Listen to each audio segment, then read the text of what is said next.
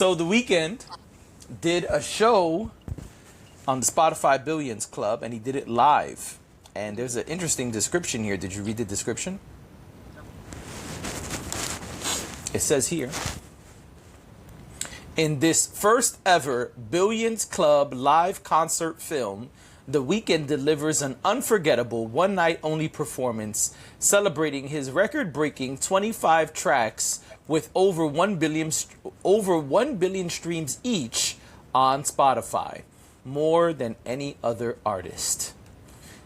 There's more, but that's the point of it. What stood out to you about the description? That it was a Spotify show by Spotify, about Spotify, celebrating Spotify. Oh, I thought you were gonna say the part where it said it was unforgettable. Oh, well, I already forgot it. No, I'm just kidding. I mean, I didn't forget it, but I will. I don't think it was an unforgettable performance. Well, he does 48 minutes of music. What they say is his greatest hits, by the way, in the description. Well, so the Billions Club, just for anyone who's wondering, the Billions Club is anyone who has had at least 1 billion streams, or any song, I believe, that has had at least 1 billion streams is entered into the Billions Club. So I think you can even go on Spotify and look up Billions Club, and it'll pull up a playlist with all of the songs that are in the Billions Club. And they have previously done performances by different artists. I know Miley Cyrus is one of them. I don't have a list of who has performed outside of her. I just happened to see her name when I was looking exactly how the Billions Club works earlier. So yeah, I just wanted to, for context, say that. So, like you said, this I have a list. When you click it, it gives you everybody. This is the first one that was live. Or just, yeah, okay. Of all the people that have done it. It's a Spotify series, so they're all there. But this is the first one that's live. Right. So it's Billions Club feature. Oh, it's only 3 people so far. Ed Sheeran, September 2024. November. Oh, they just started doing this.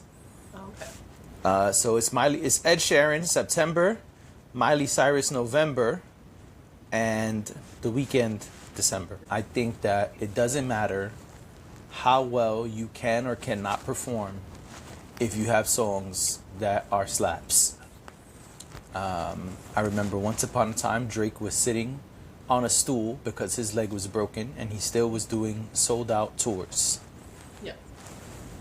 And The Weeknd might as well have been sitting on a stool, because the crowd performed more of these records than he did. And I have notes. Oh, you took notes?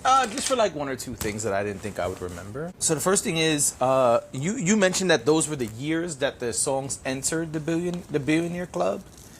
That wasn't clear to me, because it said featuring the Billionaires Club 2022 or whatever. The wording of it was weird, and so that threw me off. But what you're saying makes absolute sense.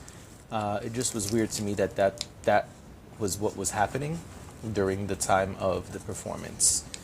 Because some of them say 2024, some of them say 2020. They all have different years. The years kept changing, and I just was like, why are the years changing? And so perhaps that's my fault for not paying enough attention, but that didn't seem clear to me, and I was wondering, why is the years keep changing? So if that's why, good job, Dash. Was Often a single? I never heard Often before. Okay, so I know Often really, really well because I like Often, but I'm not sure if Often was a single. Yeah, because I'm like, I don't know this song at all. I started listening to The Weeknd not because I heard The Weeknd on the radio or anything, just because I kind of stumbled upon an album and I just listened to them. The 3-part series that he had. Yeah, I know what you're talking Often is from there. Oh, okay. I couldn't tell you. I must have missed it somehow, or maybe I just don't remember it because I was like, I don't even know this song. That was like the only song I got excited about while I was watching it. I was like, oh, he's doing Austin. Okay, cool. But I really loved the series. So, yeah, it was just something that I just listened to. I don't know what was a single from that time or what wasn't. I guess the one song, I can't think of right now, but it's a song that was really popular, and I think it was a radio hit. Mm. But I can't think of it right now. I'm sure he performed it, but I'm not sure about Austin. I don't know if he was singing or not. But that was like my favorite part because it's just a song I really like. Yeah, and that's cool. It just was interesting to me. Also, Timeless. I never heard Timeless before. And that one. what's even more interesting to me was on Timeless, he didn't even sing much. He was basically going, hey, hey, hey. Yeah. Yeah. I feel like The Weeknd got a check and enjoyed his check and was like, yeah, I'm going to just show up in what I was wearing to come here. It was a single. In fact, it was the lead single. Timeless or Often? Often was the lead single from his second studio album, the Beauty Behind the Madness. Oh, okay. Well, you know, clearly I'm not the biggest Weeknd fan. It's weird the way he released his music, though, because I don't think the series that I'm talking about, I don't even know if that's considered an album. Got you.